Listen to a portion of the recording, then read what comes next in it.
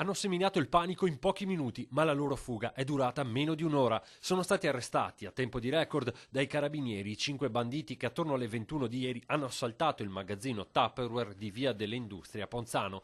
Sapevano che il lunedì sera era il momento della raccolta del denaro degli agenti di vendita. Dopo aver fatto irruzione, pistola alla mano, hanno sequestrato un'addetta alle vendite. Si sono fatti consegnare da un impiegato il bottino, circa 20.000 euro in contanti. Al piano superiore dell'edificio era in corso una convention.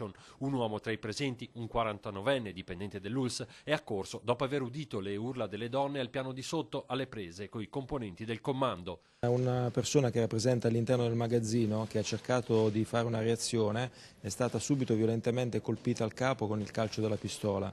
Quindi questo ci ha fatto capire che ci trovavamo di fronte a dei professionisti molto determinati e che per portare a termine la loro azione criminosa non badavano anche a usare la violenza. L'uomo colpito con il calcio della pistola è stato soccorso e portato in ospedale, dove ha ricevuto una prognosi di 15 giorni. Subito è partita la caccia ai rapinatori, scappati a bordo di una Panda bianca rubata e poi ritrovata nei pressi del cimitero di Villorba. Ma a quel punto il dispiegamento di forze che era alle loro calcagna era davvero imponente. Oltre ai carabinieri di Treviso e Montebelluna, anche la polizia stradale di Venezia e i militari del nucleo investigativo del capoluogo lagunare. Con il comando provinciale di Treviso e il comando provinciale di Venezia avevamo in corso un servizio antirapina e quindi abbiamo potuto sfruttare immediatamente e prontamente numerose pattuglie in loco.